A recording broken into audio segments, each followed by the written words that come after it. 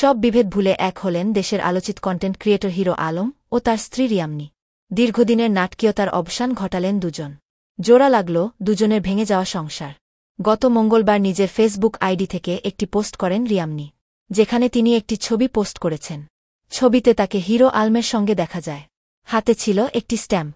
তাদের সঙ্গে ছিলেন বাংলাদেশ সুপ্রিম কোর্টের অ্যাডভোকেট আতিকুর রহমান খান। পোস্টটি করে রিয়ামনি ক্যাপশনে লিখেছেন, সকল মামলার অবসান ঘটিয়ে একসাথে জীবন গড়ার সিদ্ধান্ত। এরপর অ্যাডভোকেট আতিকুর রহমানের নাম উল্লেখ করেন পোস্টে। রিয়ামনির শেয়ার করা পোস্ট নিজের টাইমলাইনেও শেয়ার করেছেন হিরো আলম, যেখানে তার অনুরাগীরাও মন্তব্য করেছেন। আজকে আসলে দেশবাসীর উদ্দেশ্যে একটি কথা বলতে চাই। আমাদের যে ইয়াংদের মধ্যে অত্যন্ত জনপ্রিয় বর্তমান বাংলাদেশে মোহাম্মদ আশরাফুল হোসেন আলম ওরফে হিরো আলম এবং রিয়ামনি দুজনে আজকে আমার কোর্ট চেম্বারে উপস্থিত আছেন। আমি advocate Atikur Rahman Khan, Bangladesh supreme court. তাদের মধ্যে সাম্প্রতিক সময়ে আমরা বিভিন্ন ফেসবুক মিডিয়ার মাধ্যমে দেখতে পেয়েছি যে তাদের মধ্যে স্বামী স্ত্রীর মধ্যে একটা মিসআন্ডারস্ট্যান্ডিং, এবং এটা অনেকদিন যাবৎ চলমান। দুই পক্ষের বিরুদ্ধে মামলা মোকদ্দমা করেছেন। হিরো আলম আমার পাশে আছেন, আমাদের নায়ক। হিরো আলম ওনার ওয়াইফ রিয়ামনির বিরুদ্ধে মামলা করেছেন, রিয়ামনিও হিরো আলমের বিরুদ্ধে মামলা করেছেন। তো আমি হিরো আলমের আইনজীবী। পরবর্তী সময়ে তাদের দুই পক্ষের মধ্যে আজকে আমাদের চেম্বারে সুষ্ঠু সমাধানের লক্ষ্যে আমরা দুই পক্ষকে ডেকে আপোষ মীমাংসা করিয়েছি। একসাথে আমরা আপোষ করিয়ে দিয়েছি। আমরা আশা করি আগামী দিনে স্বামী স্ত্রী রূপে তারা খুব আইডিয়াল হাজবেন্ড ওয়াইফ হিসেবে তারা তাদের দাম্পত্য জীবন পরিচালনা করবে, তাদের কাজকর্ম করবে।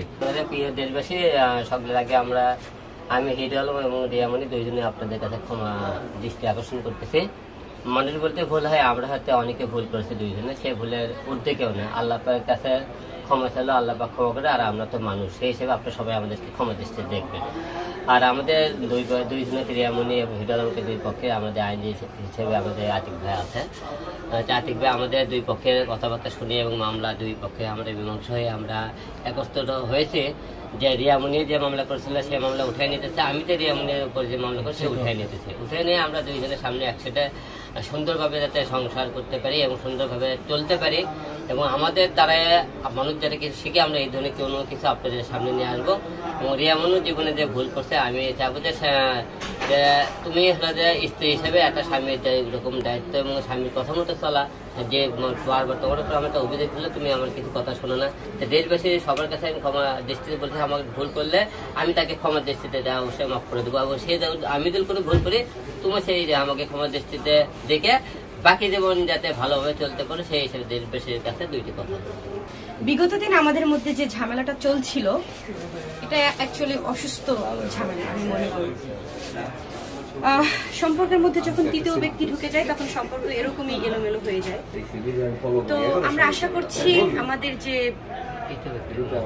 আমাদের মধ্যে যেন কোনো তৃতীয় ব্যক্তি আর এন্ট্রি না নিতে পারে। আর আমাদের মধ্যে যে ঝুট ঝামেলা ছিল বা অভিযোগ ছিল, আলমের আমার উপরে অভিযোগ ছিল, আমার আলমের উপরে অভিযোগ ছিল, আমরা সবকিছু উইথড্র করছি এবং সামনে আগামী দিনে ভালোভাবে জীবনযাপন করব সেই আশা করছি। আমাদের এই মীমাংসার মধ্যে বড় অবদান রেখেছে আতিক ভাইয়া, উনি অনেকটা অবদান রেখেছে। আর আমাদের মীমাংসার জন্য যে পেপারস গুলো দেখছেন এগুলো দুজনেই আপোষনামা করে নিচ্ছি। ভবিষ্যতে আমরা একসাথে থাকার চেষ্টা করছি।